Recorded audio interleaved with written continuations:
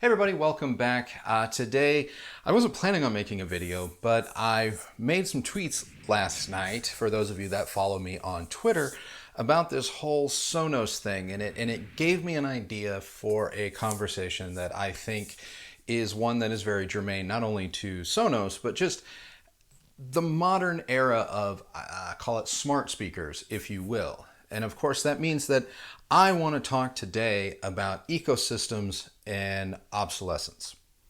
So, if you aren't familiar with this story, and again, I don't want this post to be all about Sonos, but Sonos issued a statement yesterday or a few days ago basically saying that a number of their earlier generation products are going to be phased out or not supported by future software updates, i.e., they're basically at end of life.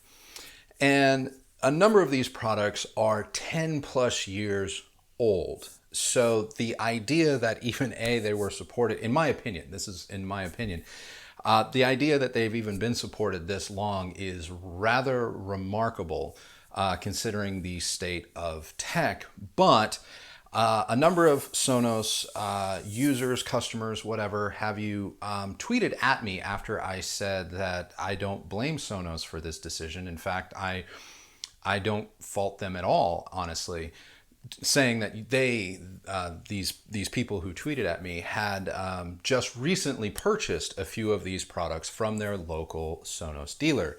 And if you just recently purchased one of these products that is going to be basically phased out or end of life, say you've just purchased them within the last calendar year, not January 1st, 2020, but just in the last 12 months, I totally understand and get your frustration and maybe even anger. Maybe you were sold a bag of goods by your dealer. I don't know. Maybe or maybe you bought them on closeout, in which case closeout usually means that something might be at the end of its lifespan. Suffice to say, if you recently just purchased some of these products and they are now, you're being told they are now end of life, I get it. I get the frustration. I really do. And I'm sorry. Conversely, if you have had these products for 10 plus years and you are very upset that maybe they're going to stop working or stop getting the support, or maybe you've even noticed that their functionality has diminished over the years, I don't know if I can kind of side with the anger for those people. I don't think that I'm on that side, because the fact that Sonos has supported these 10 plus year old products for as long as they have, given how fast technology advances and how quickly and rapidly wireless tech has taken over and changed and morphed and feature sets and whatnot, the fact that these products have remained relevant for 10 years and have not been end of life, if you will, to this point is remarkable. I even cited in my rebuttal, how many people remember HD DVD? How many people remember DVHS, digital VHS, or high definition VHS? How many people remember the early days of HDMI and AV receivers that did or did not have HDMI? How many people remember early flat panel TVs that did not have HDMI and then did? And then maybe you bought some of those TVs that had HDMI only to find out that HDMI was going to go through umpteen number of changes, thus making each TV or generation that much more obsolete. I bring these up as examples of other areas in kind of the tech, hi-fi, audiophile space where Sonos exists, where people have not gotten even 5 years out of their investments, some as few as 1 or 2 years, i.e. HD DVD. And the reason I bring all of those up as examples is because I was that guy. I owned high definition VHS. I owned HD DVD. In fact, I owned multiple HD DVDs, players, and had an extensive HD DVD library. I backed it over Blu-ray. I thought it was the better format. And Blu-ray literally bought the market out from underneath HD DVD. And it wasn't a question of the better technology winning. It was just Sony bought the format war. It's just one of those things where I do want to be sympathetic to consumers, because anytime you invest your hard-earned money and then you know something is going to be phased out, it sucks. It sucks. But at the same time, you know, some of these technologies, some of these smart products, or just technology in general, because of the way that it moves and how rapidly it moves, the fact that some of these customers got decades, you know, a decade or more worth of use out of their product, I think is a testament to the quality of the product that Sonos makes. Now, you could argue that maybe new Sonos products that are coming to market now aren't as good as those, or because they are chasing the latest tech, their lifespan is likely not going to be as good as Gen 1. And you are totally fine to make that argument. In fact, that might be a really smart argument to make. Conversely, people that are burned on this decision may opt not to go with Sonos in the future. Again, a valid argument. And people that bought into the early adoption of this kind of smart wireless whole home distributed audio ecosystem in Sonos some years ago, because they're now being burned, these same people may now speak out against smart speaker tech going forward. Again, that is also totally justifiable, completely understandable, and a conversation worth having. So let's have it.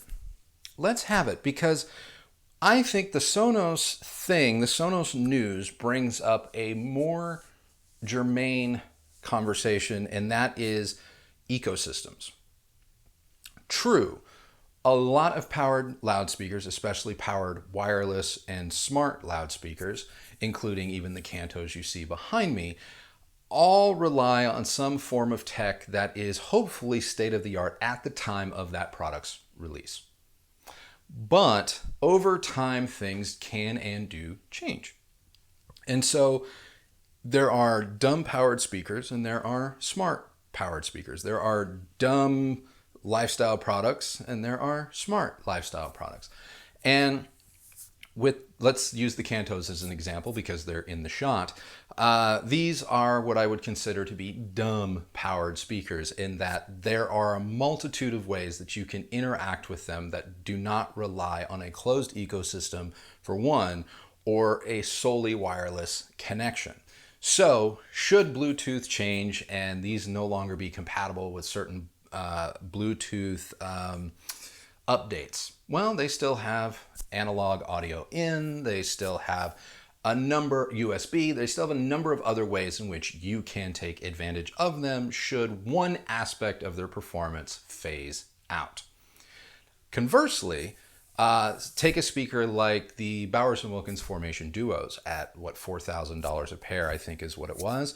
They are fantastic. They are absolutely awesome. And I love them, and they were among the best sounding and favorite speakers of 2019.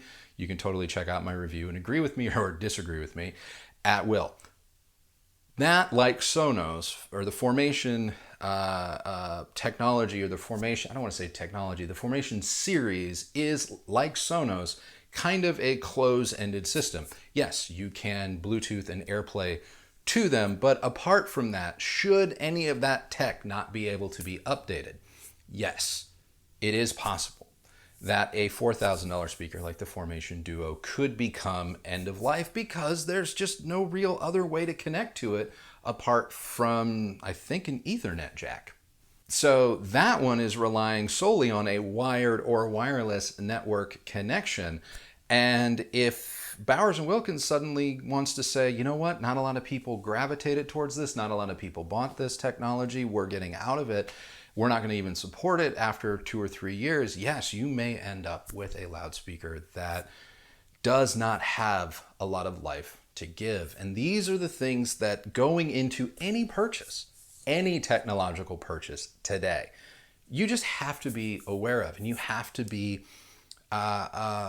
savvy about. And this is something that I think I even brought up in that Formation Duo review. As great as they are, as much as I love them, and as much as for me, I could live with them day in and day out, you have to understand that you are buying into an ecosystem. And it is an ecosystem that is controlled by someone, not you. And so they can choose to support it or not support it however it is viable for them. And frankly, viable to them may mean financially. Now, I do think that Sonos customers on a whole are going to be just fine. And I do think that Sonos as a company is going to be just fine. They make a product at virtually every price point that people really do seem to like. And the fact that they're offering this 30% buyback or 30% off for customers of first gen gear to get into newer gear that will not be obsolete, I think is a really, really smart play. And I would go so far as to say maybe if you can prove that you bought, say, an obsolete piece within the last 6 months, 8 months, or maybe even a year, Sonos should give you 100% credit or 50% credit, but I don't know if anyone from Sonos is watching this. You can always ask for it. I don't know if it's going to work out for you, but I do think they're trying to make it right. And I do think that on a whole, the fact that a brand who really was one of the pioneers in the space stood behind their product for as long as they have and continue to stand behind their product for as long as they have, despite all of the other turmoils that they may be experiencing behind the scenes, is rather amazing, because there are a number of players in this market that have tried to cash in on the smart speaker craze or the powered loudspeaker craze, and they've gotten out of it almost as fast as they got into it. And there are just a lot of people out there with boat anchor type products that never even had the same level of functionality that the Sonos did, and never would, and still are left holding the bag. So I do think that it's important not to get too hung up on the Sonos specific argument happening right now, and really let this be something that educates you and makes you look at the smart loudspeaker space more clearly. Because the smart loudspeaker space isn't going anywhere. Smart speakers, smart powered loudspeakers are not going anywhere. They are 100% the future, and I stand by that. And this market segment will weather this storm. It will. Without a doubt, it will. And Sonos will be fine. And everyone else that makes loudspeakers that may feel a small backlash because of decisions like this, they're all going to be fine, because at the end of the day, these products are remarkable, whether you want to talk to your speakers or you don't. The fact is there is more technology, more energy, more money, more innovation being poured into these types of products than anything else in the hi-fi AV space, apart from, say, displays.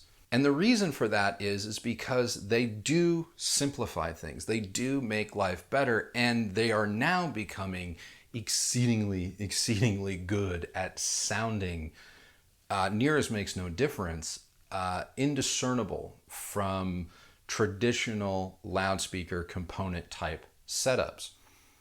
And so this is not the end of this discussion. This is not the end of this market segment.